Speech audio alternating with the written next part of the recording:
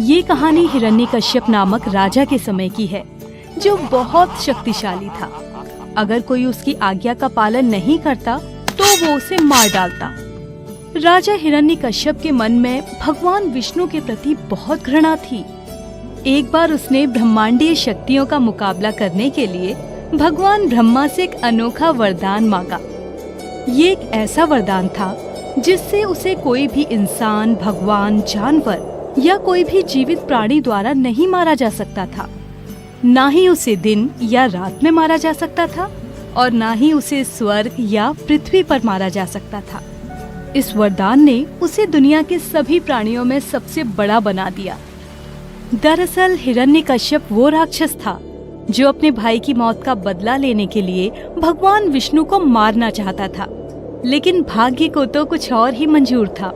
एक दिन हिरण्यकश्यप के घर एक लड़के का जन्म हुआ जिसका नाम प्रहलाद था। वो भगवान विष्णु का बहुत बड़ा भक्त था। प्रहलाद दिन में कई बार नारायण का नाम लेता, जिससे राजा हिरण्यकश्यप को जलन होती। असल में हिरण्यकश्यप को तो ये विश्वास ही नहीं हो रहा था कि उसका अपना खून ही भगवान विष्णु का इतना बड़ा भक्त है। इसी वजह से उसकी रातों की नींद हराम हो गई। अंत में भारी मन से हिरण्यकश्यप ने अपने बेटे को मारने की योजना बनाई। उसने प्रहलाद को पहाड़ों से फेंकने या फिर जंगली हाथियों के बीच छोड़ने तक का आदेश दिया, लेकिन हिरण्यकश्यप की कोई भी योजना सफल नहीं हुई। इसके बाद प्रहलाद को मारने का एक और प्रयास करने के लिए राजा हिरण्यकश्यप ने अपनी बहन होलिका को मदद के लिए बुलाया। होलिका के पास एक विशेष प्रकार का वस्त्र था जो उसे आग से होने वाले नुकसान से बचाता था।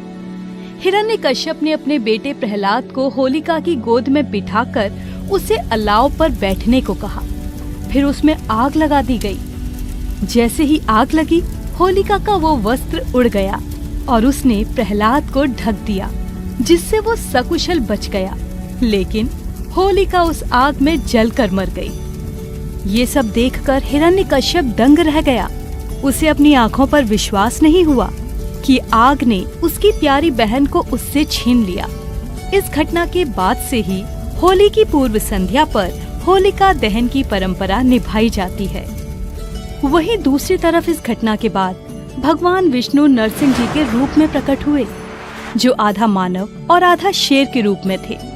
उन्होंने राजा हिरण्यकश्यप को अपने पंजे से मार डाला। इस प्रकार प्रहलाद और राज्य के अन्य लोग राजा हिरण्यकश्यप के डर से मुक्त हो गए और बुराई पर अच्छाई की जीत हुई।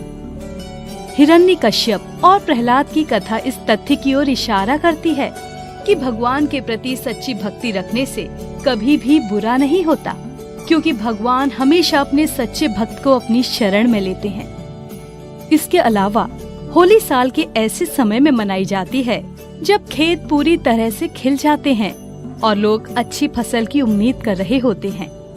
ये त्योहार लोगों को होली की भावना में आनंदित होने, खुशियाँ मनाने और भक्ति में खुद को डुबोने का एक अच्छा कारण देता है। होली के समय लोग अपने घर की सफाई करते हैं और अपने दोस्तों और परिवार को रंग लगाते हैं। अंत में हम उम्मीद करते हैं कि होली से जुड़ी ये शानदार कहानी आपको पसंद आई होगी। इस कहानी को अपने परिवार और दोस्तों के साथ साझा करना न भूलें। तब तक के लिए जय श्री कृष्णा।